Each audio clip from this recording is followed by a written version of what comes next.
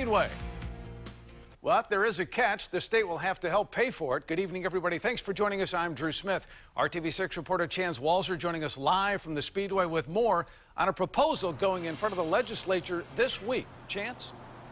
Drew, it's a proposal IMS officials say will strengthen the state's position as the racing capital of the world. But like you mentioned, it could cost close to $100 million.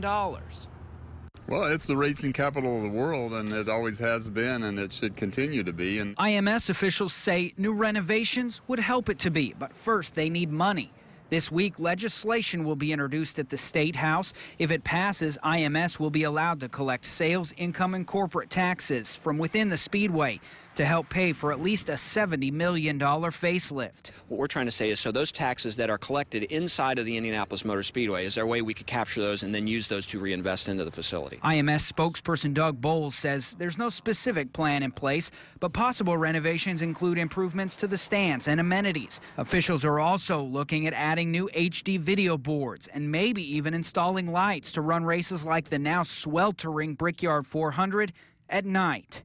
How does that impact public safety and some other issues? And we'd also have to work with NASCAR to determine if that's something that NASCAR wanted to do. But it certainly gives us the flexibility to have that conversation. you see other tracks that are, maybe bypassing the speedway and with the big boards and things like that they have to offer. Before it happens, the funding has to be secured first. An effort some legislators and IMS officials will begin this week. Legislative session lasts till the end of April, so my guess is that we'll be busy at the State House for the next couple of months. Ultimately, the plan here is to secure a 20-year, $70 to $100 million bond. According to IMS officials, the taxes they're talking about collecting will amount to about $5 million a year that will go toward paying back that bond, with IMS contributing at least $2 million a year. And if the legislation passes, we could see changes here at the Speedway go into effect as soon as next year.